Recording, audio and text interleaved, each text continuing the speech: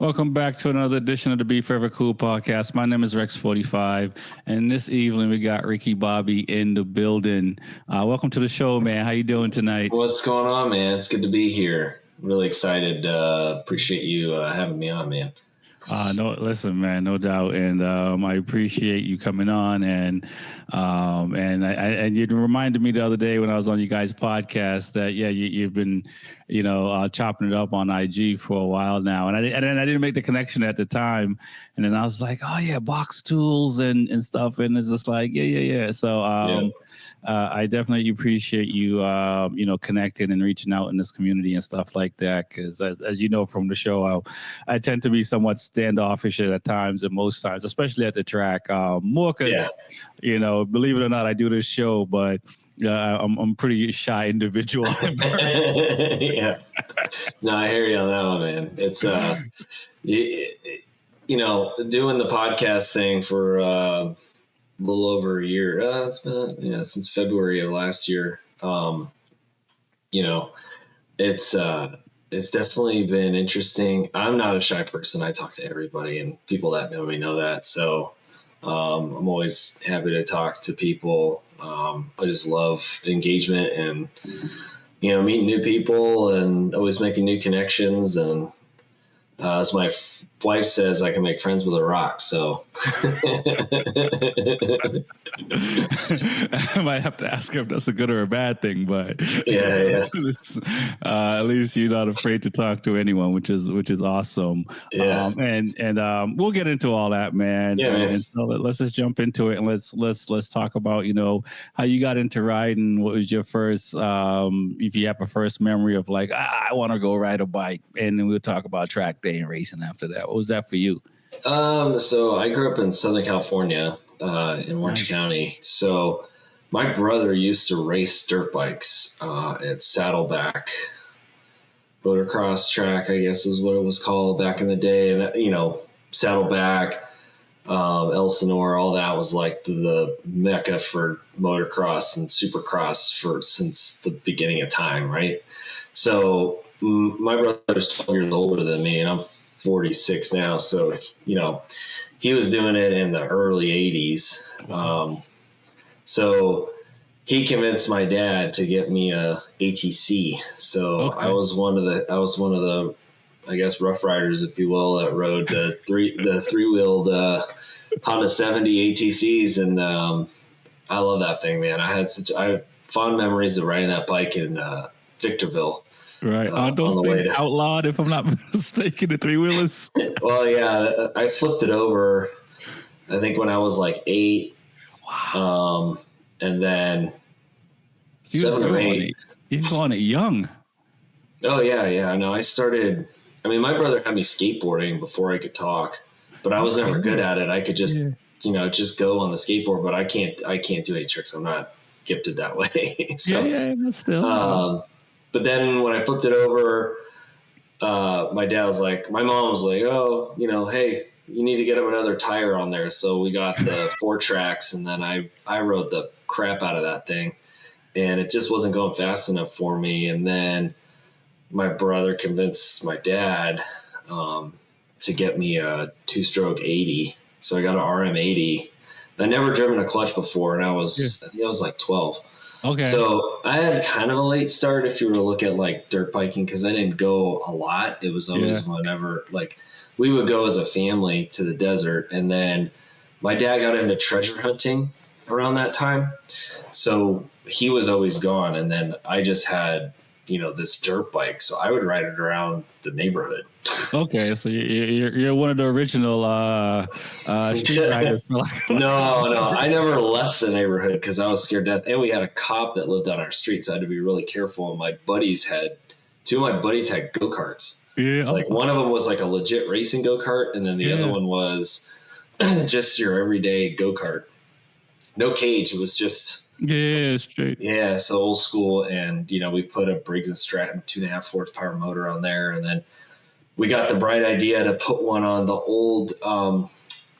If you're old enough to remember, they had the BMX scooters, which had the plastic mag wheels, and it had the floorboard with the foot on the back, and it had BMX brakes, BMX handlebar.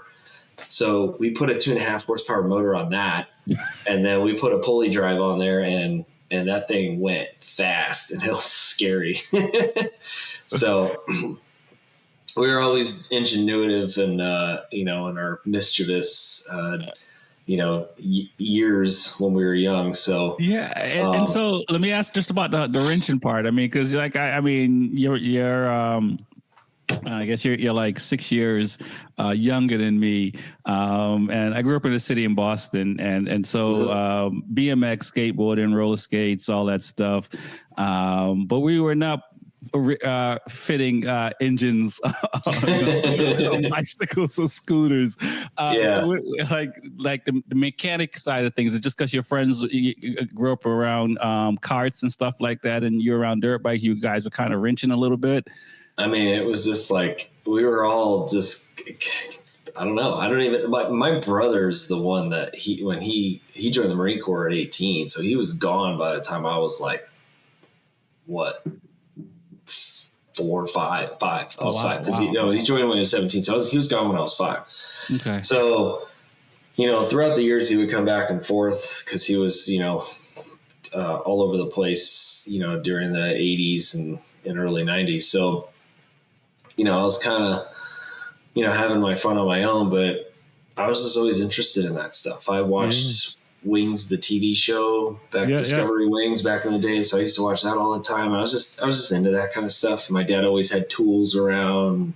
He was a welder and did some other stuff. So I was always into that. And my friends were we were into mechanical things, whether it was, I loved working on my RC car. Yeah. Building it and making it go. And then I always take things apart and try to figure out how to put them back together, that kind of stuff. So just always into that kind of thing. Yeah, it sounds, as I talk to people, it sounds like I was kind of the same thing, taking stuff apart, trying to figure out how it worked. Most of the times I couldn't get it back together. There was always leftovers. Always went in the trash.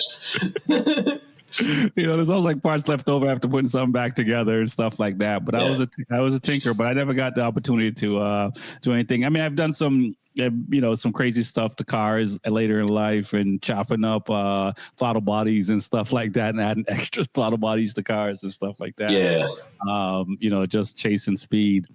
Mm-hmm. So when did you get like your first, you got the dirt bike and you're riding around in your neighborhood and stuff like that, kind of similar to a lot of people in the city, and I think even now today, and I think not to go off topic a little bit, but we see some of these urban kids that ride dirt bikes around in the city and stuff. And it's mostly because they have nowhere to go. And exactly. They're older enough now where they're leaving the street, right? Because I'm pretty much sure there's a lot of these kids, their parents are like, stay on the street. And, and then at some point they just now ride all over the city in Boston and stuff like that. Oh, it's here in Charleston. Like my old house, every Sunday there would be probably about 30 cats just driving by on quads and dirt bikes doing wheelies down the street, and I'd have to like yell at them because they're being totally reckless. And like I have small kids that are in it, it's just a main cut through road that I lived on. It was like, so the cops got called because like one time there was a couple kids living down the street and they had 450s and 250s, and they were ripping down the street. And it's 11 o'clock in the morning, and they're doing this. And I'm like, what are you doing, dude? You're gonna die doing this. Like, what are you doing? And then I'm out there because I had just been working out, so I'm in my like workout shorts and no shirt on, and I'm screaming at them like this. And they're like, "Oh, who's the old guy?" And I'm like, "Oh man, I'm the old guy yelling at the kid, get off my lawn."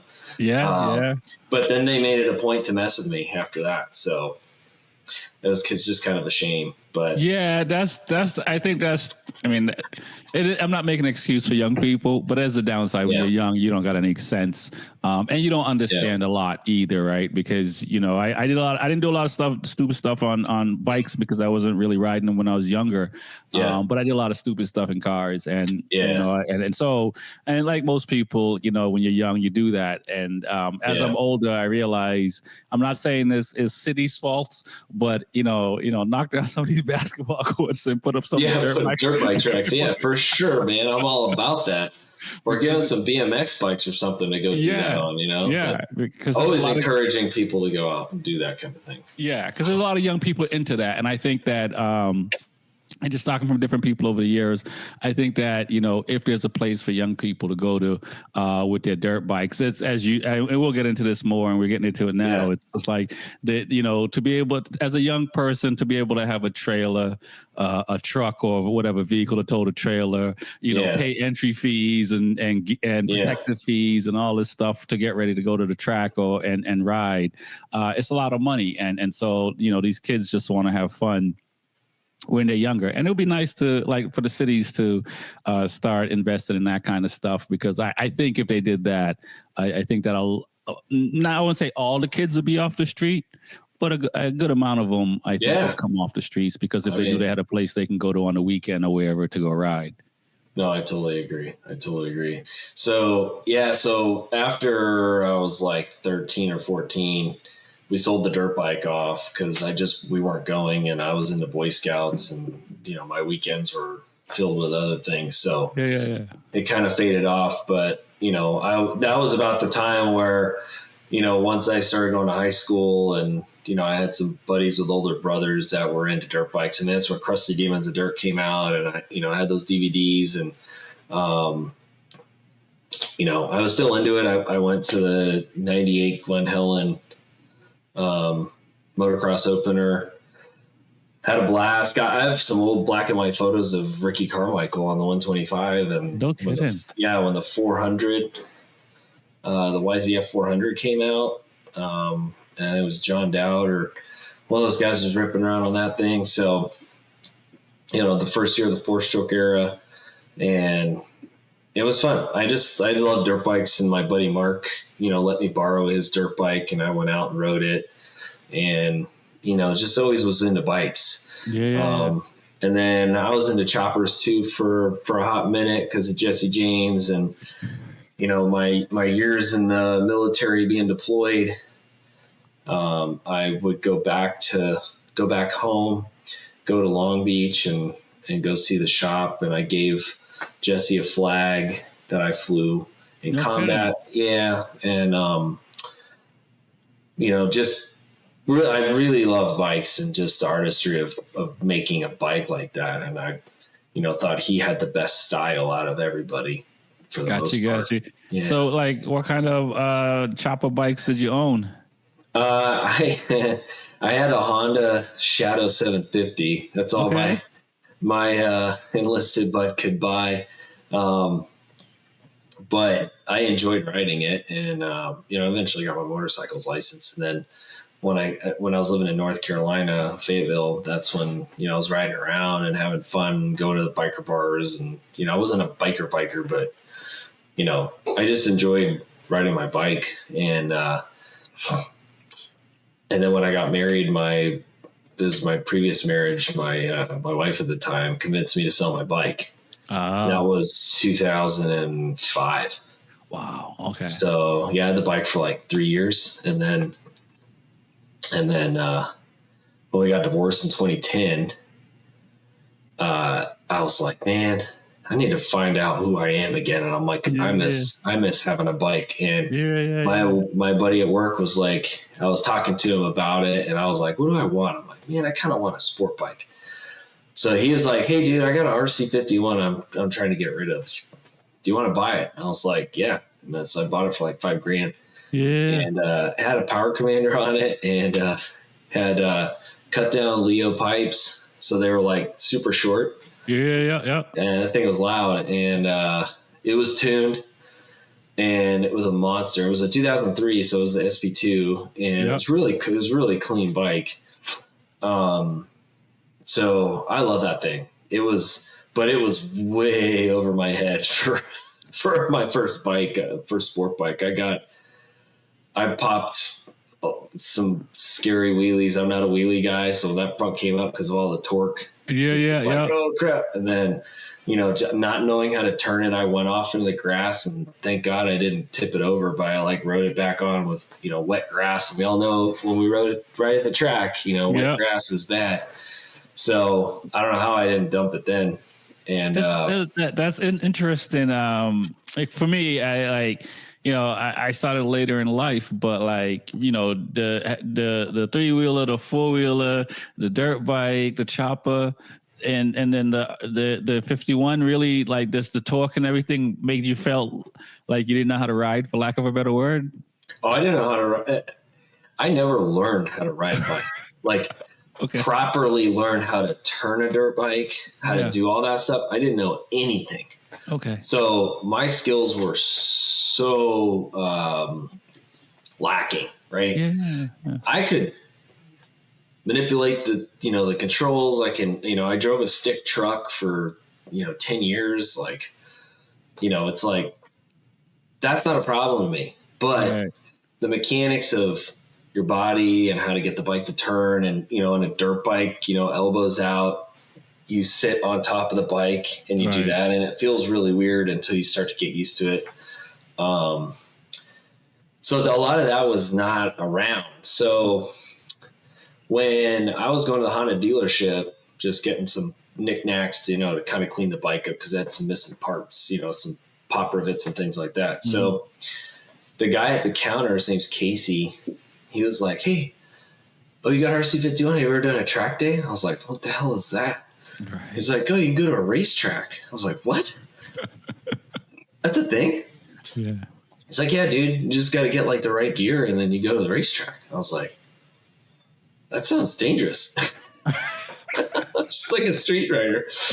And I always wore a leather jacket, jeans, and then I got Alpine Stars SMS boots, right? So I always felt like I needed leather jacket at least, because I did not feel comfortable in just a t-shirt. I always wore a helmet, and I started with a Junker. Mm-hmm. Then I moved up to a Scorpion, and then I eventually got a Bell, and started getting nicer helmets and taking care of my head. But that first helmet was, I would not let my worst enemy wear that thing. Yeah, it was like $100. Yeah, it's interesting, and the same thing for me. I didn't know anything about racing, and I started racing, about 13 years ago. So I was over 40 when I started to ride and race. I started riding in 2012. I mean, I had a bike. I came back in the 90s, but it was only for a month. So it's not really I can't really say I had a bike and only for a month. But it was I had it for a month. And even then I was pretty green and didn't know a lot. No, I take it back. I did know about track days because I had a flight engineer buddy that had a Gixxer 750 or maybe 1000. And he showed me OG GoPro footage of 2005 of him riding somewhere in North Carolina or Savannah. I don't know where it was at, but it was at a track. Okay. And I was like, "Whoa, dude, you do that?" And this was back when I had my other bike. Yeah. So I knew that was kind of out there, but it just seemed so foreign to me. Right. Yeah, it's and I think it's like that for a lot of people, one way or the other. Like the track life is foreign unless you have people that tell you about it, right? I mean, maybe for some kids and younger people or people in general that are just into motorcycles and stumble on that if they're doing a lot of research and stuff like that. But I don't want to sit here and say racing or going to track days like a hidden gem, but it's not something that most people. It's not widely talked about. No, it is not. And thankfully for my buddy Casey, who became a buddy and got me my first sponsorship, he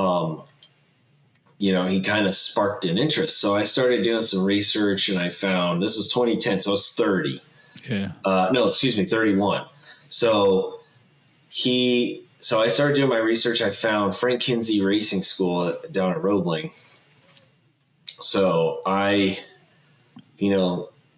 after my divorce, I was living at a buddy's house, paying for a rent, in a room. And then I had my truck, and then I stupidly had to go buy a Lexus IS 350. So That's a nice car, man. It was 4 years old at the time. So it was like, had some higher mileage, but I was single again, and I didn't need to be rolling in the Danger Ranger. I had a 98. Right. I had a 98 Ranger with manual windows, in a truck cap on the back. It wasn't it wasn't going to picking up some ladies in that thing. So, so I had my bike, and then it was like, I got to go buy some pants. So I bought some pants to match with my Frank Thomas jacket, because I bought everything at Cycle Gear because I didn't know any better. No shade on Cycle Gear, Jacob. My buddy Jacob Sutter works there. So I didn't know about I needed something to enter it in, and that was a perfectly good jacket to do it in, so it was nice to kind of get everything together. And then I did my first track day in April 2011 at Roebling. Oh, wow. Yeah. So it was very eye-opening. I met my eventual soon-to-be roommate. I moved into his house like 3 months later. Oh, no kidding. No kidding. Yeah. He lived like right down the road from me, so it was kind of cool. And then he had a 06 636, and then I met two other guys there from Charleston. And then so Frank is at the time 72 years old, and this dude ripped on a R6. He started racing at 44. No kidding. Oh, I feel he was, yeah. Look up Frank Kinsey, dude. The guy was like a CCS ASR champion, and he was a retired PE teacher, and then got into racing. No kidding. Yeah, and he had this racing school, and it was $155 to go to a track day at Roebling on a Monday. It was awesome, and it was only like, I don't know if it was just 10 people, or maybe it was a little over 10 people. Oh, wow. That was it. It was like, there were two groups. Yeah, the track was like wide open at that point, 10 people. And I got to ask, what was Roebling like back then? I got to Roebling in 2021 for the first time. So, oh yeah, what was Roebling like back then? Back then, it was nice, man. It was super chill. Like, had been freshly paved probably like 3 years earlier. So the pavement was right, and it was nice. And, it was not as nice as it is now. Mm-hmm. They didn't have the garages. They didn't have any of that. It was just wide open dirt, and then you had the tech shed. And and Dave Despain, if anybody knows Dave Despain, he's a old school superbike. He did World Superbike, 500 Grand Prix announcing. Was always on Speed Channel. No kidding. Yeah, so. He was there too, and he was in his late 60s. So it was pretty crazy. These two old dudes, and they blew my mind at how fast they were. But that's just because I didn't know how to go fast. I didn't know anything about riding. So they were just like talking about racing line, and Frank's deal was no brakes. You didn't have a tape over your brake light because he wanted to see if you put it on or not. And you could use the brakes as for the school, and you had to take the racing school. It was only $250. Yeah. So you had no brakes. So you had to let off the throttle and coast into turn one at Roebling and do all your downshifts, and you couldn't use the brakes. Wow. Yeah. It does help. So, it does help. Oh, it's huge at that track for sure. Because that track, you don't, it's not a braking track. Right. In the normal sense, like you have to be good on the brakes into turn one, but it's all about application of the brake and how long you're on the brakes going through turn one. That's like a big one. And then, turn four is the other one. That's the only other braking spot. So, and what was that like on the Honda? And in hindsight, you may have, different views than initially when you got there. But what was the day like? The day was great. Really enjoyed it. I was just like, man, I found something I really like doing. And then I crashed towards the end of the day. I just couldn't turn the bike, and I went too fast through turn 7, and went off into the dirt. So banged up the bike a little bit, but I survived fine. You know, it's really nice that the road to get to Roebling is called Roebling Road. So when you apply for insurance, I crashed on Roebling Road. right. Good. Yeah, my race bike don't have insurance, but this is my street bike. Yeah. So I eventually got it rebuilt. They had the cheap Chinese fairings on there because I wanted the Nicky Hayden fairings, and then you know, when I bought the bike, I got into watching MotoGP. Okay. And World Superbike, and eventually AMA Superbike at the time. Right. And this is like 2006. No, that was 2010. Okay. So it was the year Jorge won the championship. Yeah. I knew about Nicky Hayden so back the story up. I lived in Denver in 2001, and I was trying to get a F4i. Because my buddy who from high school had do you have a 98? Yeah, it was a 98 VFR F1 Interceptor. Okay. So he had that VFR 800 with the single side swing arm. Yeah. Sport touring bike. And then he eventually got a 954 or 929 Arion edition. Yeah. So he was all into sport bikes. We would go up or take a highway. You know, I rode on the back of his dad's BMW because he's like, come on with my dad. I'm like, I felt weird, like riding on the back of a dude's bike, but I was like, whatever, we're going for a ride. I'm fine with that. Right. So he kind of wanted to get me into it. So I was looking at buying an F4i back in 2001. Yeah. And then just my life in California was just kind of like, I'm over it. Moved to Denver, tried to get a bike in Denver, made friends with the parts guy at the Honda dealership, ended up moving in with him. In hopes to buy a bike, because he had what the hell did he have? He had it was the Naked Ninja 750. It was like a ZX7 something or other. Yeah. So it was a blue that Ninja blue, and it was like a blue and silver or whatever. Yeah. And so he had one of those, and he was like, yeah, let's go get you a bike. So I was looking at getting a Buell Blast, and then I realized, I'm like, this thing's kind of chintzy. I don't want to ride this thing.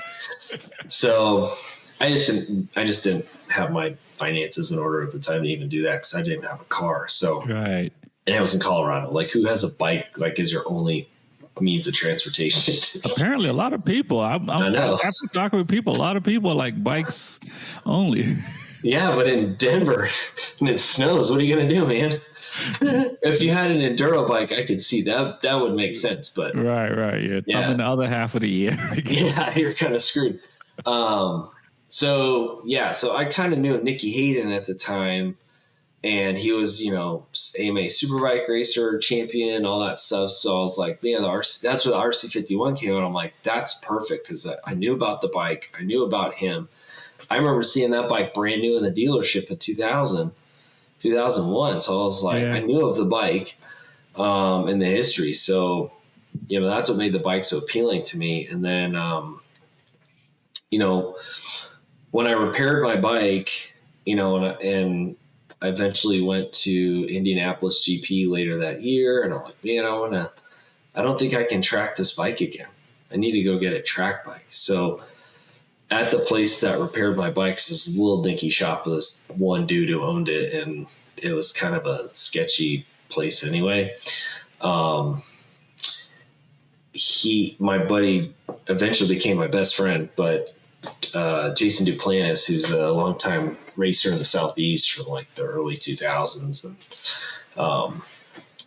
he had a 07 CBR 600RR for sale. Yeah. Super cheap. It was like $3,500. Oh, wow.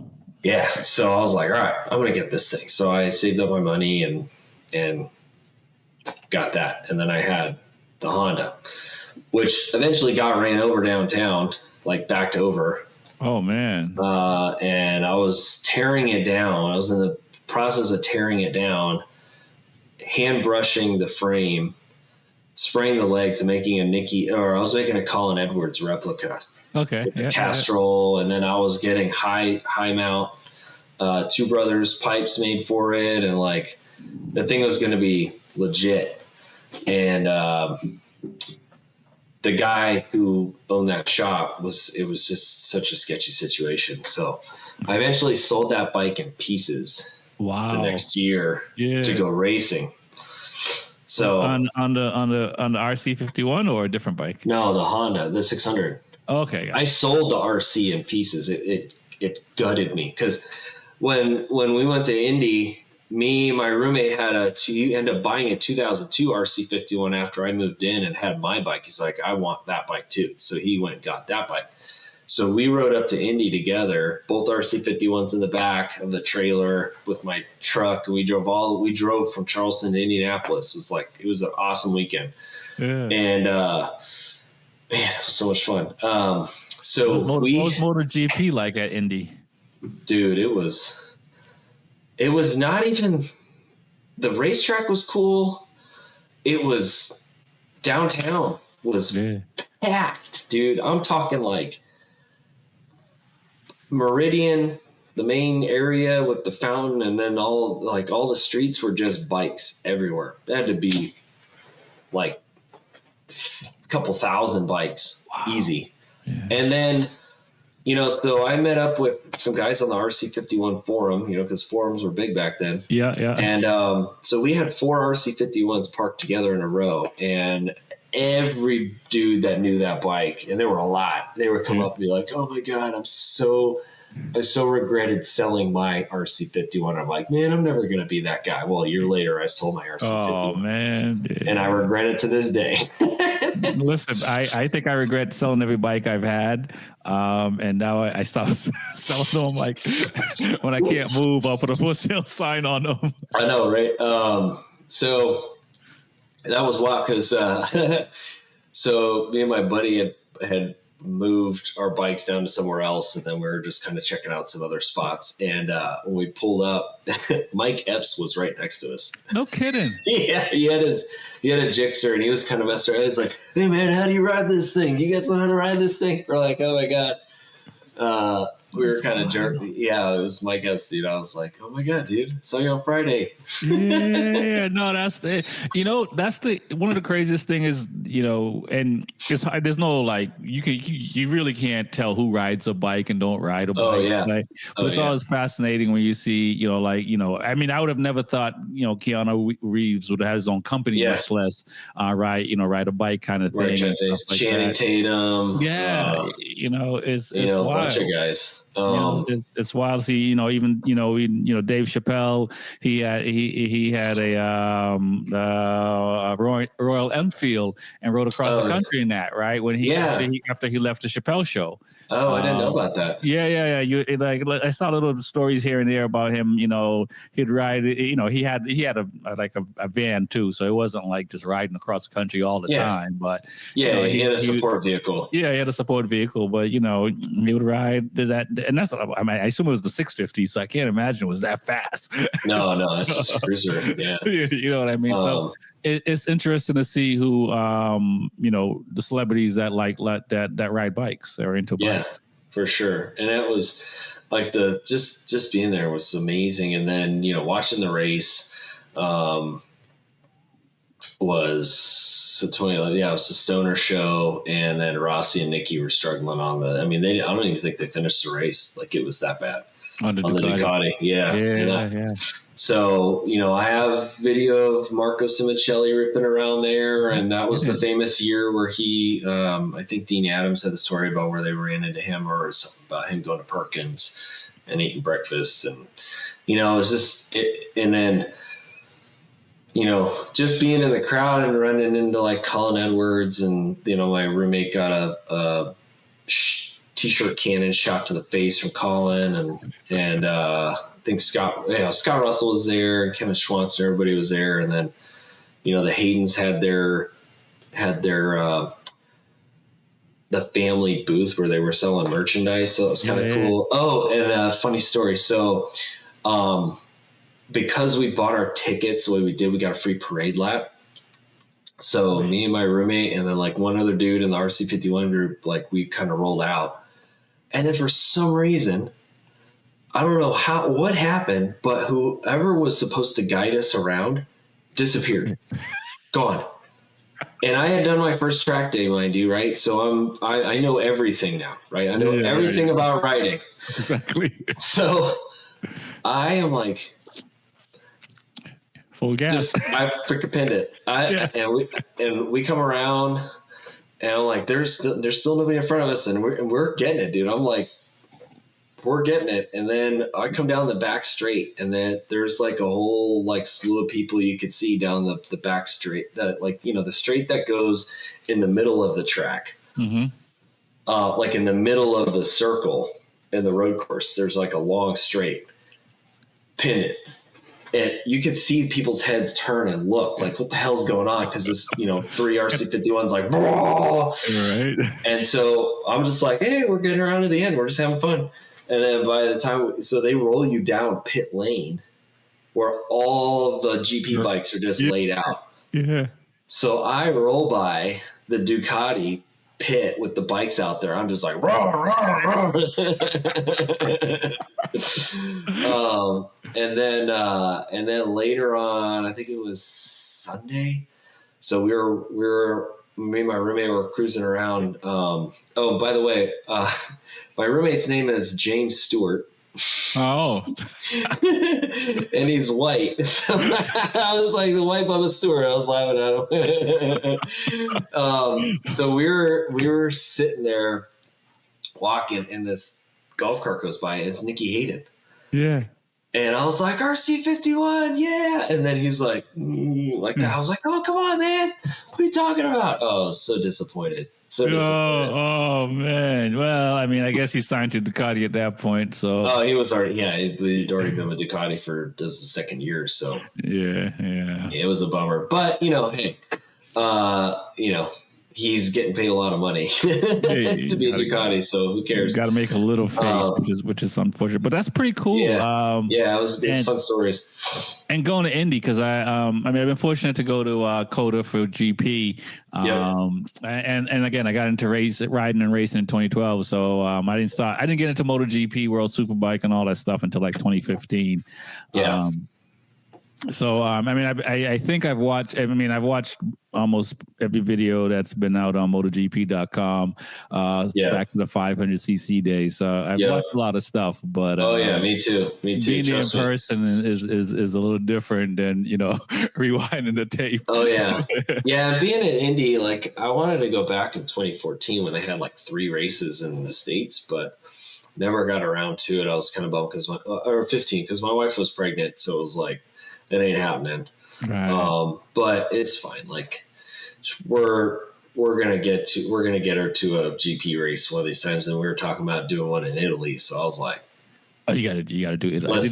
Let's do it. Yeah, I did Italy in 2018, Mugello, and I mean, I've been to COTA, Assen, and Mugello, and dude.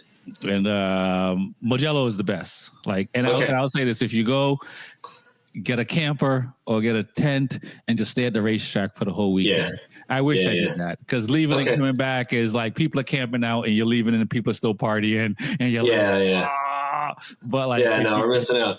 Yeah, if you can camp out there for the whole time, like camp out there, and just the atmosphere is completely different than COTA. You know, it's 1,000 times better. I got some COTA stories we'll get into in a little bit, but so after that, I was like hooked into racing, right? So I'm like full speed into MotoGP. I'm tracking everything. I bought my Lorenzo shirt. Like I got the #1 shirt, you know, all that stuff, because my family's from Spain. So, like way like great grandparents, whatever. So, Christopher? Yeah, right. No.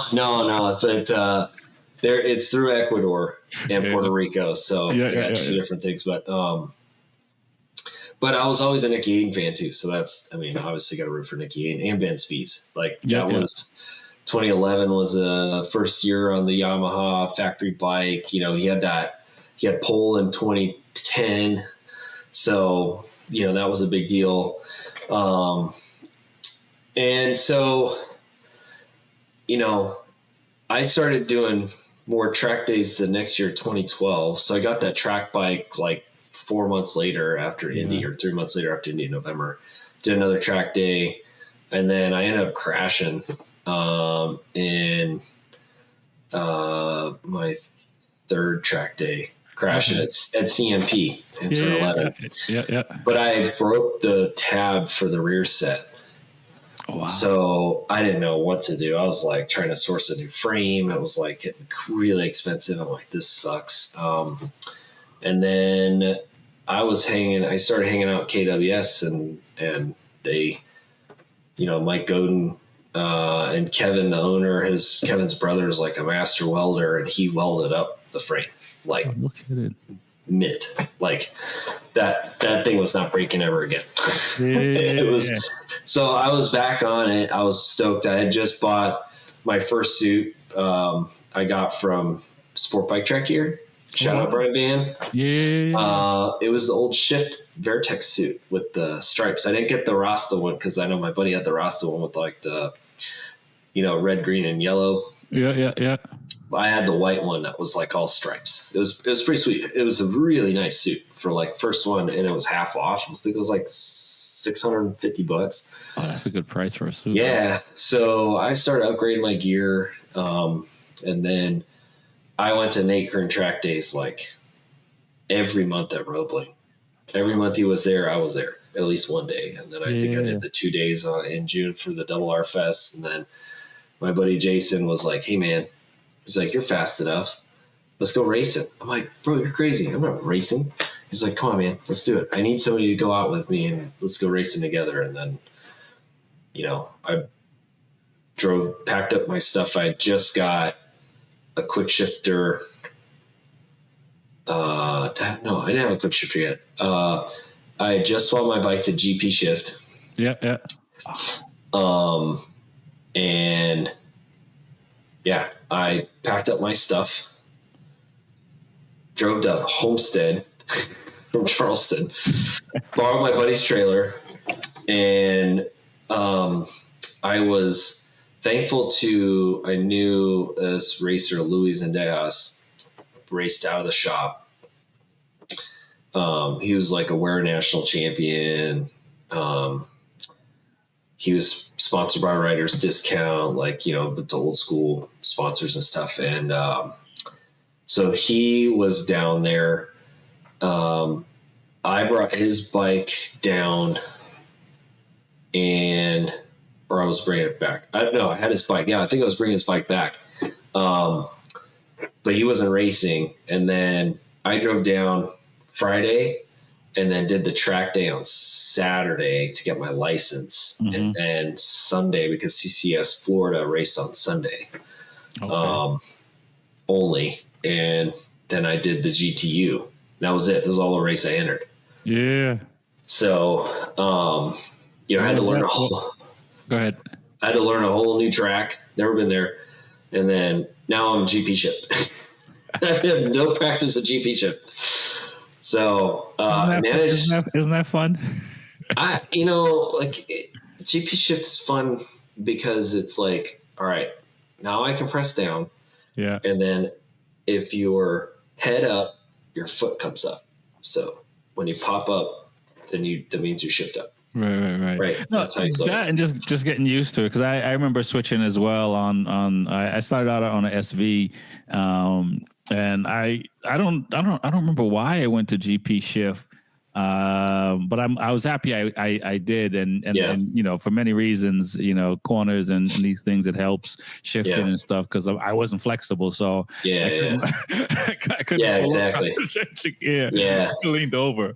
Well, I had a slipper clutch that came with the bike, and we finally got it installed, so that helped a lot, because then I could just dump the clutch instead of having a blip. So that was kind of nice, but I managed to not finish last. I took my class with a kid named Ryan Cabrera. He was really young, but he ended up racing Moto America.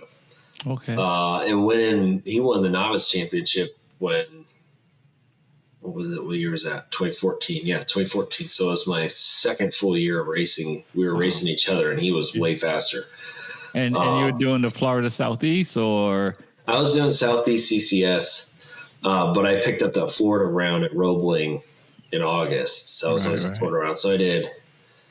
So back to the Homestead. When I rolled up, I saw the EBR semi, and I'm like, what the hell is this thing doing here? It's a club race. Well, I didn't know that Florida CCS round was always a test for a bunch of teams that would be down there. So it was like all these pros down there. Santiago Villa was racing. That was with Jeff May and Aaron Yates. We're gearing up for 2013. And Corey West was there, who we just had on the podcast Tuesday night. Yeah. So I told him, I was like, yeah, dude, I was at Homestead in 2012 when you were riding that satellite bike. And then he told the story. So it's kind of cool. But yeah, so Sean Dwyer, who I was pitted with, who let me kind of pit with him. Sean's, Florida legend. He got fourth at Jersey in the Superbike race in the wet. That was a big deal. Yeah. That was in 2014.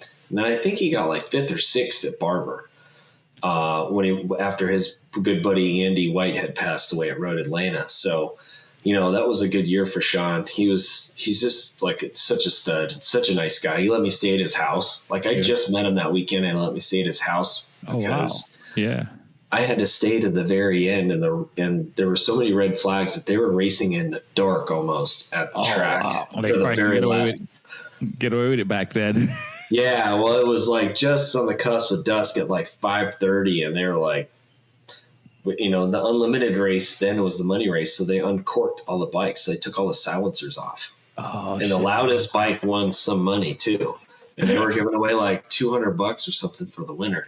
Oh, no kidding. So like Jeff May and Aaron Yates, I think, pulled off, or maybe they didn't pull off. They pulled off for all the other races, but the money race they all raced for it. And then Corey West won it.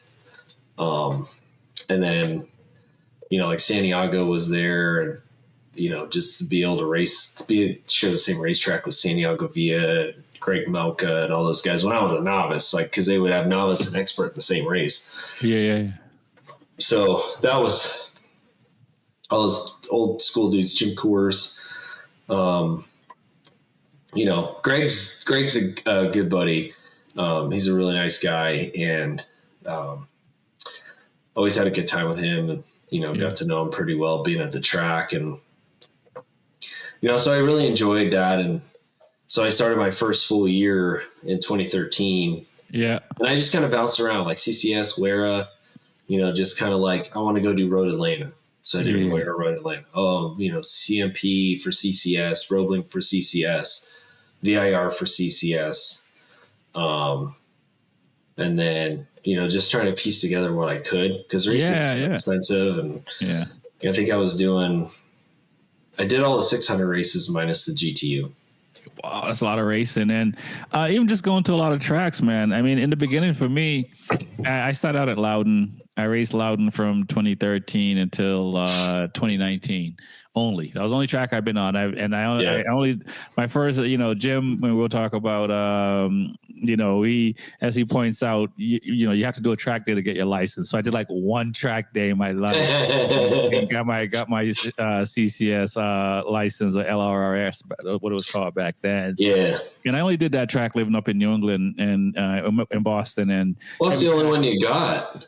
Yeah, I was gonna say. Also, there was everything else was so far away. Yeah. And speaking of, and then so in 2019, I guess maybe 2018, I think maybe before that, but when I got wind of it, there were guys coming down to do the December round at Homestead. Yeah. And so like I think 2018, I didn't go that round. 2019 was the first time I went to another track for the first time, and I've said it on the show before, but it was like I realized I couldn't go right because Loudon got so many left turns. it was like one really right turn at Loudon. Yeah, and I was like, I can't go right because I can't turn right. Yeah. So I had a lot to learn and getting. I mean, I've been fortunate since then to be at a lot of tracks, but early on, you were going to a lot of tracks, and that really helps your riding because you get to see a lot of different, corners and stuff like that and all that. As I'm hearing you talk of being in bikes and things like that, like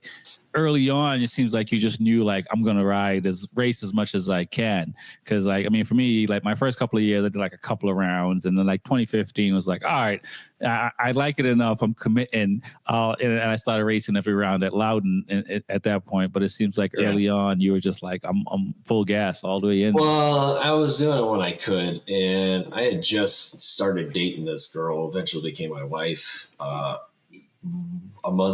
2 months before I went to get my license. So I was already in it. I was like, I'm going to go do this. I'm like, just so you know. So she was like, okay. So, she was at my first weekend at Roebling. My dad came to watch, and, I got to borrow some trailer and a canopy. So I was like rider's discount canopy. So I looked all cool, but then, I got a yellow plate. So it can't be that cool. But, met some good friends, and just, I did what I could, and, I tried to, stay on a budget as much as I could, but it's, it's such an expensive sport. And then, that year I had saved up enough where I got my suspension done and I got Zaz. Oh, okay. So, and then, it was 2016. So I did that, and then I think I got like 5th in a couple classes. I think it was like middleweight superbike or something like that. So I started doing better. I was like, I always had goals. Like, I don't want to finish dead last in my first race. Right. I made that one. Then it was like, all right, I got to crack into the top 10. I got a top 10, and then I was like, all right, next one's top 5. So I worked my way up to top 5, and then finished the year off. I stayed away from Daytona, because I always hear about people blowing motors. I'm like, that's just too much money. I can't spend that kind of money. So I'm going to have to nurse this thing as long as I could. Because it was like, it was an 11,000 mile 600. So, okay. Yeah. It was not, and I'm already pumping MR12 in the thing. So like, the thing's ready to go. So I'm trying to think, when did I do? I did a refresh, and then, we decked ahead, and we got the Zaz on there. So my bike was like, it was fast. It was perfect. So let me ask about, like, you talked about initially that, you really didn't know how to ride a bike by the time you got your Honda, the RC51. You did a bunch of track days, and you did training. I forget his name, but the Monday training. Frank Kinsey.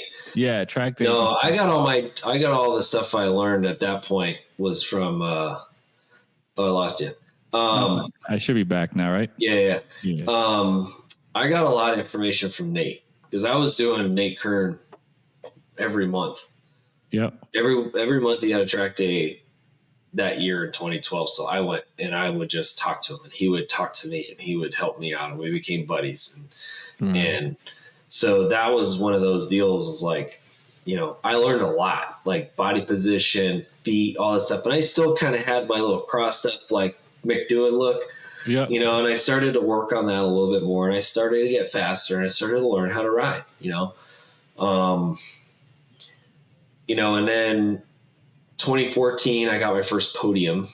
I almost won a race. I led my first race at that March CCS round. So, but Ryan was so fast. Like, I was faster than him in the race, like overall lap, like the fastest lap of the race. I finally got into the 16s, the high 16s. Right. But he moved through traffic so fast. Like, I'm still tentative around people. Like, I just don't blast through people. But he was hanging out with Stefano Mesa and Martin Cardenas, of all people, right? So you got an AMA Superbike racer for Yoshimura, and then you got Stefano Mesa, the madman himself, back in 2012, 14. So he was still, he was riding a big bike back then, but, he was a 600 maniac. So, it was like, I worked hard for that, and I thought I was going to win, but it was my, second place. It was awesome. And then I started to get, CCMP. That year I didn't race because we got married in May. So my wife was like, you ain't racing at CMP, because if you break your arm, you're going to be in a cast X amount of months, and that's going to roll right into the wedding. So not going to happen.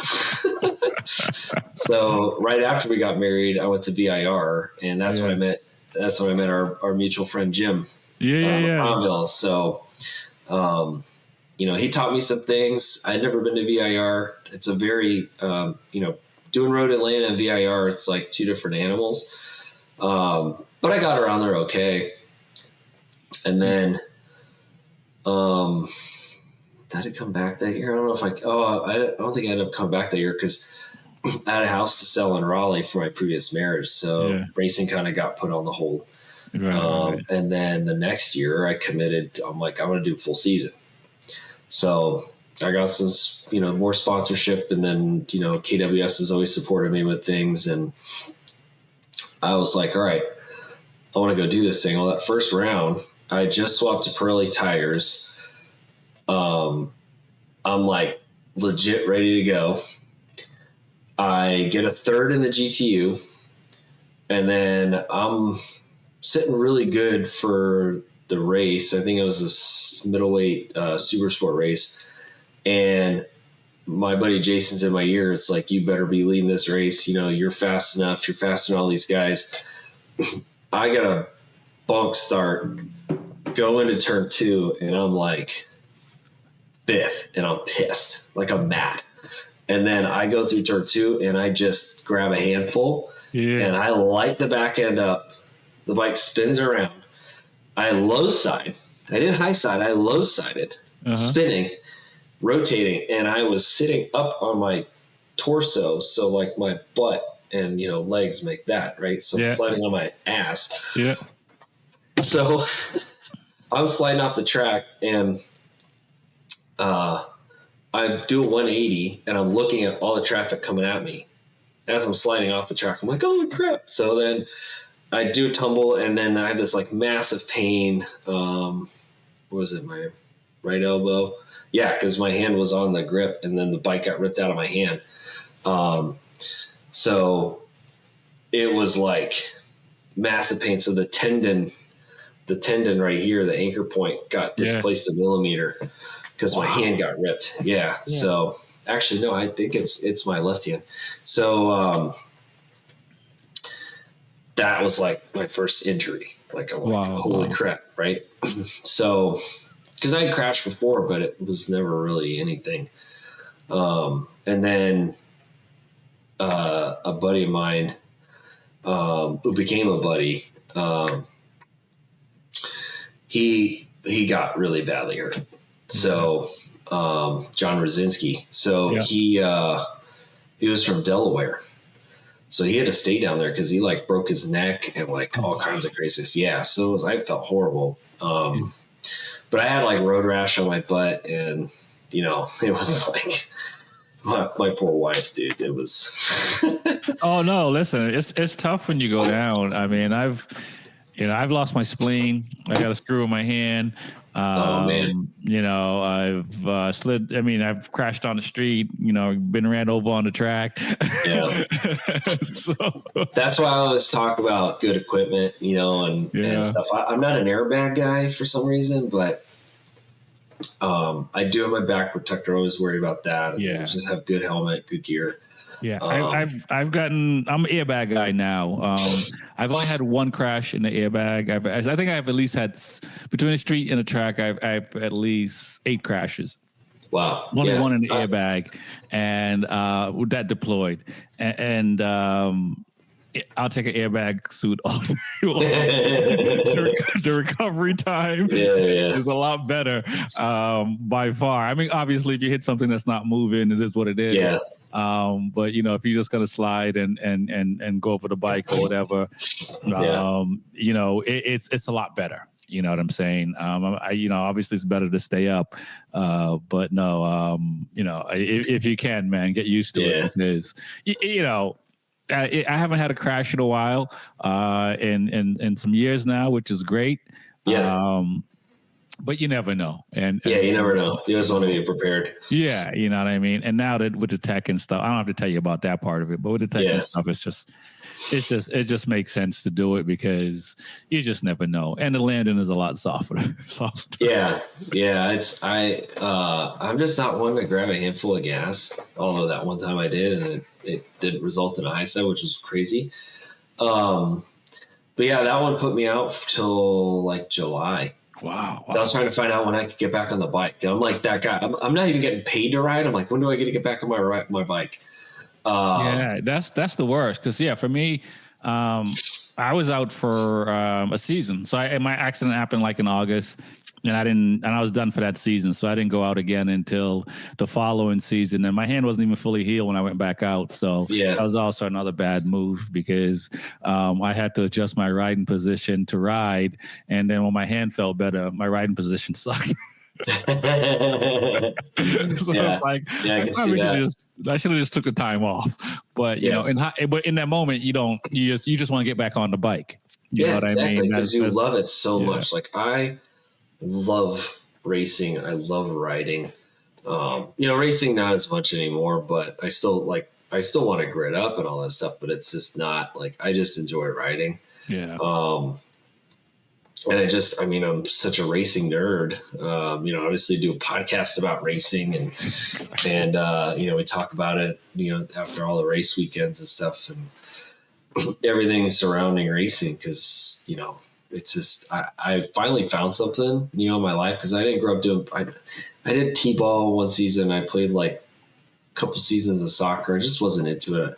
I was into airplanes and eventually got a job at Boeing and was there for 16 years. And, that was awesome, and been flying on airplanes for 23 years and with the military. So it's, I have that part, but I never, I tried to become a pilot. I never finished it. I still want to finish it just as like I want to do it. And right. I hear you there. That's a bucket list of mine. So, I was almost there. I was like 25 hours in. But there's the riding the bikes, man. I'm like, man, I don't want to give that up. Yeah. It's just so much fun, and you just enjoy the camaraderie, the community. Everybody's super cool.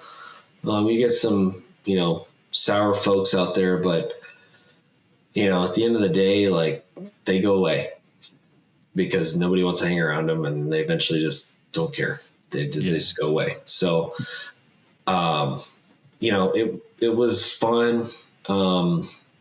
2016. So 2015, I did a wear event so I could do GNF because I wanted to ride Barber. I hadn't ridden Barber ever until 2015. Yeah. So I had a blast, met some new friends in wear, and then I just I did one race in 2016 because my daughter was born, and my wife was like, "You do one race." I was like, "All right, well, I'll do Roebling because that's an hour and 45 minutes from my house," and hung out with some friends because all my friends are racers and track day guys. Yeah. I don't really have a lot of friends outside of that. Like my neighbor across the street and like one other person and maybe some of my close friends at the military, but I see them when I do reserve duty. Right. We get to hang out and that's it. Like the rest of my family, my close, tight-knit family group, friend group is out in Georgia and Virginia and North Carolina and, all over the place. Yeah. So I will say that, I will say that, yeah. I did a lot of things growing up and stuff, but since I got into motorcycle riding, racing, I think most of the people I talk to now are from the racing community or the riding community. Yeah. And like you mentioned earlier, like for me, as a kid, I wanted to race cars. So racing, I wanted to race anything because, like I tell people, when I was driving, if I saw an old lady and she looked like she wanted to race, it was like, you want to go, we go. So yeah. Racing is part of my DNA, having the ability to do it in motorcycle racing has been really great, and the community is something that I didn't know existed like that. Playing basketball, playing tennis, and music, and other things. Like the community is a little different. The motorcycle community is a community that just everyone helps you. And for the most part, I know there are some sour grapes in there for sure, like you mentioned. There are people that for one reason or another have a bad experience at the track or around motorcycles. I've been fortunate not to have. I mean, I can complain about dealerships. I can complain about mechanics. You know what I'm saying? I can complain about all that stuff, but for the most, but that's any industry. But when your bike is not working, or if I've been fortunate not to have my bike break down on the streets, but if I've been pulled over making a phone call, or whatever, people will check in and say you're good. If I'm broken down in my truck, and no one's stopping. No one's stopping. No. So the community is something that I didn't, and that's the biggest surprise to me is just the kindness of the community. You know what I'm saying, and especially in a competitive place, in competition, because we're all competitive and we all want the upper hand. But it seems like in motorcycle racing, people give you parts just to line up next to you on the grid, and I don't think you'll see that in basketball and some of these other sports and stuff like that. Yeah, because like Corey said the other night, you want to just,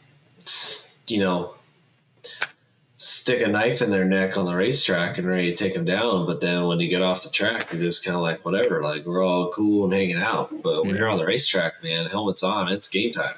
Yeah. That's just how those guys roll, right? And they did that through club racing. I'm not really like that on the track. Like, I like to line up a good pass. I'm just not going to throw it in just because I'm like pissed I'm behind you. Like, yeah, I'm frustrated because you're slow in certain spots and I know that I'm faster than you, but I just can't get by you. But I work on, we only have, 6 to 8 laps to do it. So you don't really have a whole lot of time. Right. Just, why the other guys are always so better than me, got better results than me. But like at Roebling, I know where I can make my pass. That's turn one. Like, right. That next year, 2017, I'm doing the full Wera Atlantic Coast season. I got my bike dialed in. I got the Woolwich Racing. I got launch control on my 07 CBR. Wow. It's 10 years old now, but I got like a legit bike and it's fast. So, I'm ready to rock. I got a new suit sponsored, like Oxford Leathers. I got my first free suit, so I was like, nice. That's nice. Yeah, so then I had a helmet sponsor, the Kabuto helmet, through Western Power Sports, and then KWS has always been behind me, man. They build some amazing bikes, so bike's ready to go. I'm ready to rock, and I've been doing CCS for a while, so all the guys that showed up to Roebling at their first round had no idea who I was except for a couple friends that were in other classes that I didn't race with. Yeah. And they were like talking to me up, and then, their friends that were in my class, novice 600, because I never did enough racing to get out of novice. Right. So they were like, who's that guy? And like, oh, that's Bobby. I'm like, yeah, he's just, he's there. So that first race, I made my presence known. I had been going there for the better part of 5 years at that point. And the previous James Bach track day, I was feeling good, right? I'm like, I feel good. So I didn't know where I was going to stack up all those guys because they already went to tally. So they're already, up and running. And I'm like, Right. So I got stuck because there were so many stinking novices in the C Superstock that I got stuck on a second wave, front row of the second wave. But it was a simultaneous start. So I knew I still had a chance because I'm like, man, I can't win from back here. This is crazy. There's already a whole wave in front of me. So I'm like, all right, well, I've never done this launch control thing, so we're just going to let it rip. I got the launch of a lifetime because when that thing dropped, I just felt so good on that bike. I could launch the crap out of that bike. Wow. So I got going. I got around 6.2s by the time I got into turn one. I don't know how I caught the first wave, but I caught him and I got past him in turn one, and I think I was slotted into seventh. Wow, overall. So every lap, because there's 8 laps, I passed somebody going into turn one. Just pick them off because I just know that track really well. And those guys are doing like mid 17s. Dude, I dropped like a 16.2, 16.5 on these guys. I was second faster than them. Wow. I was just boop, boop, boop. And that last lap, I passed one dude on the last lap, but I just took off and I had a gap. So I won both races, the C Super Stock and Super Bike. Yeah. Everybody's like, who the hell is this dude on this Honda? It's on a Honda. All these R6 Gixxer guys were like, who's on the Honda winning these races? So they were the first 2 races I ever won. So it took me 4 years. Yeah. And I won one, and I'm like, dude, this is awesome. This is a good season. So we did, was it Roebling again? And then Cycle Jam. Okay. Or Cycle Jam. Yeah, I was Roebling again, then Cycle Jam. So I never was really a wet weather guy. So like in mixed conditions, I'll go out there if there's a dry line, but otherwise I'm not risking trashing my bike. Like right. I'll give up $100, $85 or $100 race fee for whatever. Like I don't care. But I was like, damn, I'm in the points now. Like I gotta do this. So salvage some points because it was raining. I was like, I'm not going out there. I'm not spending $450 on a set of rains. Like stupid. Yeah. So I went out on the drying track, salvaged some points, and then rode Atlanta. So the guys that I was racing with are all stock 1000 guys now. Will Posse, Daniel Goodnight. Who else is out there? Brad Nouveau, rest in peace. My buddy Tyler from Charleston. Who else is out there? Lee Henderson, Zach Sears, rest in peace, Zach. And some other guys. Oh, Aaron Hernandez. Can't miss it. Aaron and Will Posse were like the 2 dudes who won all the nationals that year. Because they were traveling around. But I ended up winning the C Superbike Novice Regional Championship for Atlantic Coast. Yeah, and I got second in stock. But the race at Road Atlanta, I was leading the race at Road Atlanta, and Will somehow managed to come around the outside of me in turn 12. I did not see it coming, and then he was in front of me, and I was like, holy crap, how did he get there when I'm the one going into turn 11 or turn 12 on the inside? Yeah, he rode around you, huh? He rode around me, and he had somebody showed him something where he could do that. So I was like, damn, that's nuts. So I had to do pretty much an endo because I was like, I didn't feel comfortable using him as a berm. Right. That can end bad. Yeah, so I just did an endo into the gravel, and then I managed to keep the bike up, and then got back out there, but I was 27th, so like I had nothing.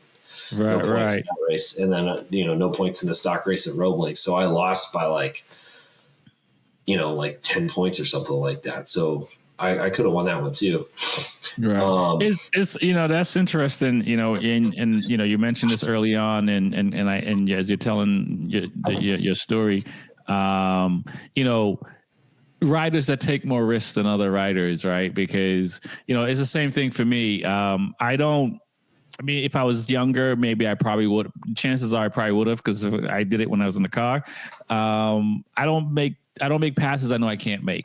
I got to know I can do this. I'm in the same boat. You know what I mean? If not, I'll wait, and I know I get you on a straightaway. I'll get you somewhere else, or be a little bit quicker and stuff like that. Yeah. Or try to time the pass. Try to time the work on getting up to the point where you can time the pass, like getting through the kink. Getting close enough at the kink at turn at Road Atlanta, coming up over the top of the hill where you can take them out in 10A. Yeah, exactly. And just ride alongside them and then take the line away and then do all that. Cause I did that a couple of times, but, trying to do a pass in turn 6 is super sketchy for me if you can't get a drive up the hill. Like, I'm just not going to do it. Like, yeah, and for me, when we're talking about airbags and stuff like that, my last few crashes, other people took me out. You know what I mean? And my last crash was I didn't want to run over a rider. Somebody took him out, and he was sliding right across in front of my bike. Yeah. And it was either I go over the bars and try to miss him, or run him over, and I chose to go over the bars because like. And I bring that up to point point out that there are a lot of people that take chances at the club level racing and stuff like that, trying to do passes that either their timing isn't right or they don't have the skill set to do that pass. And exactly. they just, like when I think about it, like, you got this effort mentality when I was younger, so I'm going for it. Let's see what happens. I just can't do it because I got to go to work on Monday, right? Yeah. I don't want to pay medical bills. Like I don't want to fix my bike. I don't want to break my bike. So I try not to override myself. I'll push a little bit, to get there, but I'm just not going to kind of do that. And what's funny is like a lot of my I didn't have any race crashes. I had practice crashes or track day crashes. Cause I crashed in 2018 at Road Atlanta in turn 5 because it was colder. I was on Dunlops at that point. And I was, a foot and a half off the racing line. It was dirty, and I just watched it out. But that year was awesome. I wrapped up the championship a round early at VIR. And then we got to go up to Jersey that year. And thankfully, my wife I won the championship. I could have won it at Road Atlanta because I did really well that weekend. Like I won a race and got a second place. So it could have been done, but I kind of just was like, hey, what are we doing for anniversary? And she's like, I don't know. I'm like, well, there's a race in Jersey. She was like, let's go. I was like, really? And she goes, yeah, your mom go watch Zoe. We'll make a whole drive up there. And then I ended up bringing up a bike to my buddy Jim, stayed at his house in Delaware. And it was like an hour and 20-minute drive to Jersey. So I was like, cool. Right. And then we stayed at the track the whole weekend and had a blast and, really enjoyed ourselves. So, and I got a second and a third that weekend. So that was, track I'd never been at. Will Posse won both races because he's a maniac. So, but it was kind of a sketchy because they had a stream going through 3A into the chicane. So you had to stand the bike up, and he was on Pirelli inners. Okay. And they're just the same as the slick. He just gone. Yeah. So he was just terrible. But we were faster. He was just faster, quicker, like earlier in the race. So by the time we were starting to catch him, it was already too late. Gotcha. So, but it was fun, man. I had a really good time that weekend. Made some really good friends, or that year, and made some really good friends. And then got to Barber, and I think I got fourth in the AMA Grand National race, and I was in third, but because of the red flag, we reverted back one lap, and I hadn't made the pass yet. So, I would have had a podium in the Grand National race behind Hunter Dunham, who was racing at the time. And then, so it was a good time. And then at that point, my connections with racers started to grow. So like 2017, I really got to know Jeff May. And because he started racing out of the shop, out of KWS, all his bikes are getting worked on there. And, I had to go to his house to pick up a bike. So, getting to meet more people. Thermos Man's always taking care of my suspension. Gotten to know Fitz really well. Through Fitz, I got to meet, some other people, and then just more racers that come to the shop, like Stefano. He helped me out a lot with my Cowie. So in 2018, I wanted to try to get fast enough to qualify for a Moto America race. But in 2018, they had the Wera Triple Crown. I wanted to do one of those. Okay, so you switched bikes from the Honda to the Cowie? No, I was Starlink, and it's it's been kind of a pain in the butt because they changed their service fees for the Southeast. So okay. It's not as good as it once was. So. Oh, okay. We will talk about that. I was thinking about getting Starlink.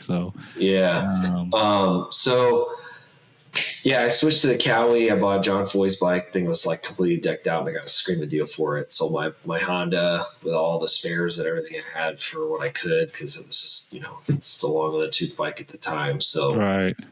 And again, a 2013, so it was a 5-year-old 636, but the thing was fast, and it had all the Gucci parts, the full Gucci K-Tech suspension, because it was an old AMA super sport bike, so had everything Dynojet on there, and I ripped that all out, put the Woolwich in there. I knew I had launch control, and that thing made 3 more horsepower on the same fuel than Jeff May's R6 for Daytona.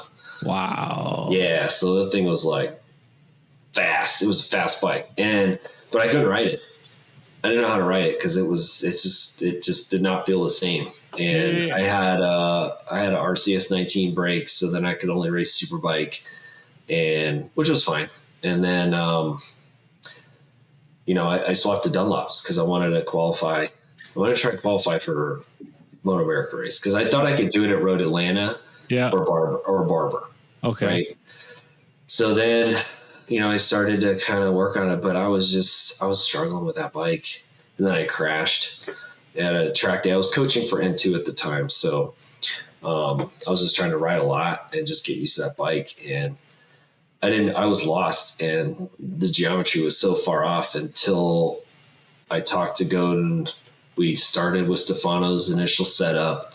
And then I started to find myself, and I started to get fast. And I took a little time off. I was coaching a lot, so I didn't really race for probably, it was like a year and a half. Oh, wow. Okay. That's kind of where I'm at right now. I've only had one race this year, and it's weird because I haven't had one race since 2014. So, it's weird not racing when you've been racing a lot. Yeah, it was for me. And then, I did a couple wear rounds. I went to VIR, did some Roebling and, some other stuff, and then some Road Atlanta. And then I was just like, I got other things I got to do. We're pregnant again with another kid. I was helping out my buddy Corey. I worked at 2 Stock 1000 race weekends for him. Met some more people, befriended Melissa Paris. And then, some Dustin Apgard. He was a really good dude, and just some other people. Just networking is really all I started doing. And then in 2020, I started doing sales rep for Boxo Tools USA, and that's kind of how I got into that. And they needed a road race guy, so I was like, well, I know a bunch of people. So, I tried to start doing that. It was hard. Just trying to, like, hey, this is really good stuff. You should stock it in your store. Make some money. And people were like, we don't need to do that. But on the West Coast, stuff's selling like gangbusters. So all the moto guys are all about the boxes and stuff. So. Right. Yeah, looking online, it seems pretty straightforward. I mean, how has it been since then? Not really much anything, at least as far as my retail side. And they don't have me as a sales rep anymore. They got their own Southeast guy because I had a job. I had essentially a job and a half with the reserves, and then, trying to find time aside from racing or doing track days, so I just kind of did it as like I'm just trying to connect people, and that's kind of what I'm getting into. And so, I met Chris Ulrich at Track Day in Jennings and talked to him about it. And he was like, well, we already got stuff, and, you pretty much got to like give it to us. And they weren't doing that. Right. Melissa did reach out, and Royal Enfield bought a bunch of tools in a box to support the BTR program. Okay. So they still have those tools there. And then the girls had a discount. They would call me, and then I would send them tools. And then, who else? Jesse Ruling bought stuff. Daniel Goodnight's bought stuff for me. I supplied Top Pro last year. Okay. Cool. So their racing program, they had 3 boxes that I had set up, filled, and everything. So, that was pretty cool. And he got that from Dustin. So that was a lead from Dustin, which was kind of cool. Nice. Yeah, just some, just I'm always available to talk to, and I connect. I was trying to help Hayden Gillum this past year. I connected him with the corporate office, and hey, this is who you need to talk to. It's kind of how you need to talk to him, and they ended up not doing the deal, which is fine because Mark Young ended up getting a local Snap-on guy to get him some stuff. So that's, as long as it worked out for him, I don't really care. Right. I just want people to get what they need, right? So they're successful in their program, whether it's box or, for me, that was it. It did not benefit me anything because I don't make any money from it because it was through corporate, and right. I'm just trying to help people out. Nice. I sell stuff on the side here and there, but it's not a consistent business, and it's just a lot of work, and I just don't have time. Right. I can imagine. And before we get out of here, you're also doing a podcast with Dustin. So let's talk about how you got into that, and. Well, that was through, I reached out to Dustin because he started doing the Superbike Genius in 2020, and I started watching it because I've always known who Richard was. I was a fan of the Attack CRT bike. That thing was gorgeous. Yeah. So I just reached out to him, and we just started chatting, and I sponsored JD Beach that year. I sponsored Stefano Mesa. It was 2021. And then I sponsored Dustin's track days. And then we got him a deal with Boxo and CRA. So they got a box to kind of give away and stuff to try to promote on the West Coast through the road racing side. So Dustin and I just kind of hit it off, and we're just buddies. And honestly, we didn't meet in person till last year. Oh, okay. On just a random trip, but we've been doing the podcast for 3-4 months at that point. Yeah. But I pitched it to him last year when I was in Seattle for work, and I was like, "Hey, man, there's no racing podcast discussing the racing or the stories surrounding the racing, at least in the U.S., other than Greg White and things like that." But it's those guys are the announcers for Moto America, right? Yeah. They do this stuff all the time. Where's the everyday dudes that, club race or whatever, talk about racing? I know. And, talking about the stories and things like that. And I was like, we need to have guests on. And I don't want it to be an interview show. I want passionate people that love racing, that are geeking out on racing like we do, and let's get them involved and talk. And maybe we get some high profile people, maybe we get some random people, but let's do it. Let's do the live show like you do, and let's let it rip. So, at the time, Dustin was, I'm going to look up his YouTube channel real quick because it's always going up and up and up. But at the time, he had 16,000 subscribers when we started. Currently, he has 224,000 on his Track Days YouTube channel. So, when we started, we got some decent people. And then who did we get? We got Michael Hill. And I reached out to him through Instagram. But we had, some other racers and people that we knew. Like Ben Smith was one of the first ones. And I know Ben well now because he lives in Charleston. He came and did one of my first second track day that I put on with a local Triumph dealership, and he coached right after Jersey. He flew home early, drove in his truck at 5 a.m. the Monday, and coached for me with a wet leather suit. His leathers were still wet from the rain at Jersey. I know what that's like. The kid showed up and did it, and we gave him some gas money. And I was like, dude, thank you. And we just became buddies. He needed a place to put his trailer. I'm like, dude, my backyard is open. Just park it here. You don't need to pay nothing. Yeah. So,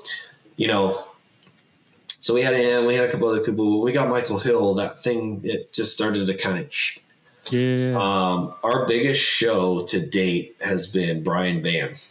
No kidding. 22,000 live concurrent viewers. Wow. And he was talking about his Laserdisc collection. Yeah. and I love him to death. He's such a good dude. But he does not watch MotoGP. He does not watch World Superbike. He watches Moto America. And that's it. He's like, I really don't want to talk about those other races. He's like, I want to talk about Moto America. I want to talk about, his kid racing and just like the state of US racing and all that. So I was like, all right, man, it's a live show. We're just going to roll with it. So we had a good time, but we've had, Corey West was on, we had like 8,500 live viewers. Before that, but I know it was the one after you, but we had like 12,000. Yeah. So it's been gaining steam. He's been, it's been really great. We've been really enjoying it. But still yet, so just a shameless promo, the movie One Fast Move, the Amazon movie about club racing. Yeah, I watched it. So I'm in that movie. I know that, yeah. Yeah, because I put it out there. But, we met quite a bit of people. So I know the director now, like, became friends with him. So I've been wanting to do an episode. It may be coming up because we have to do like a year anniversary of the movie being out. But I wanted to do a special episode with him. Oh, that'd be dope. And then do live questions and him just chatting about the movie and just kind of like a special edition where it's, just we're talking about this movie and the state of movies and bikes and stuff like that because they got that Alaman TT movie coming out. Yeah. So I think it'd be perfect. Yeah, I think so too. And you should do it. I mean, I know when the movie came out, some, from social media, some people gave it flack and stuff like that. But I watched it and I understand what money takes to make things happen. And, for that movie, it's a good movie. It's a good motorcycle movie. And we haven't had one in a long time. Yeah. And that's that if it sparks other stuff to come out, it's great. And for what it was, the storyline was pretty good. And it was a standard storyline. Yeah, and without the proper tech, it's really hard to be doing what Tom Cruise is doing, right? Yeah, but that's so the whole point. So they only had $20 million to work with. Yeah, and a lot of the filming we did was with this Porsche Cayenne with a cage. Okay. And a boom camera on it. Yeah, so a roll cage and a boom camera. And they would park that thing up and then do shots with it. And then they had other people with the fixed cameras. And then all the shots of us with all the shots of the actor on a bike with bikes behind him. The actor was on a dolly, essentially like a one bike trailer with go-kart racing wheels so they could do high-speed stuff with it. But we were only doing like maybe 55 miles an hour on the track. So it was really hard to lean the bike over when you're doing like 35. So you're just kind of like over-exaggerating. But for what they did, I'll tell you what, Opie, Kaler, and Brandon Posh, I think Brandon rode that bike, and then Brian Stokes and Jason Farrell. So they were all the three lead stunt doubles. Okay. Jason Farrell was the kid Cody Farrell. They used all of Jason's stuff. Yeah. Brandon Posh was the backup for the kid. Yeah. On the Triumph at the very end. So you can see his foot like he did the leg dangle in the 10A. Yeah. That was Brandon because you see his big old goofy foot out there like he normally does. And he could barely fit in that suit. And then Brian Stokes was the dad's stunt double. So Brian works for Triumph, and he's like a Gixxer Cup legend. And then Opie Kaler drove the camera bike. So they fixed this massive camera on the front of this bike with this like structure, and they just kind of put this thing together, and then he had to ride this thing. And they were going like, probably like 70-80% on those things. And those dudes are all like legit riders. Yeah. So they were ripping around. Those speeds were legit. And I know the kill switch scene, they did that at 120 miles an hour. Wow. Yeah. That was not, in the back kink, they're probably doing 180 on a big bike. On a 600, we do 150 maybe. Yeah. So they weren't that much slower. Yeah. And they did the kill switch at 120. So, but yeah, it was an amazing experience. I got convinced into getting into Triumph bikes, so that's what I switched off my Cowie and got on a Triumph, and because it was a Triumph branded movie. Right. The sales manager for Triumph North America was there, and I was working a deal. I was trying to work a deal with Boxo and Triumph, and unbeknownst to me, they had already done the deal. And he didn't even know either. He was like, "Wait, what?" I was like, "Yeah, they said they already got it in work now." He's like, "Well, I didn't even know about that." Okay, wow. Because they did all the service toolkits and boxes with the. So now, so is your current bike now a Triumph 765, 675? What do you like? 675, soon to be 765. Okay, all right. Might have to talk to Ian Beam up in New England. I talked to Ian. Yeah, okay. I talked to Ian on the group page or whatever. Okay, that's what's up. Yeah. I talked to him and Joe Nicolini and Charlotte and a couple other guys. But yeah, Godin and I we're gonna be working on that thing, getting it ready. I'd like to do some Arma stuff next year again. I really enjoyed Arma. Yeah, I'm hoping to do some of that too. Dude, Vintage Fest is amazing, man. I can imagine, dude. Amazing. Last year was my very first one. I got missed out for so long. 2017, I was supposed to go. I was on my way there to go watch Jeff race at the Pro Shootout, and my van had a fuel leak. Oh, and I had to pull off in Atlanta and fix it. And then I went to Jeff's house the next day after I fixed it to go grab his bike, and he had just won. I was so pissed. Oh man, that's wild. But it was fun. Yeah. No, the Triumph, that's a bike I'd like to have. I'd like to have a triple at some point in my life if I can. So I hope you'll enjoy. I am going to wrap up though, man, because we're almost coming up on 2 hours. Yeah, we're good, dude. And I'll definitely love to have you on again, and hope to get you on again to just to continue on, because dude, man, it's pretty dope, your history in riding and what you guys are doing on with track days on the podcast and stuff like that. Thank you. Really appreciate it, man. Really appreciate having me on. Nice, man. Ricky Bobby on the Be Forever Cool podcast. Peace. See you.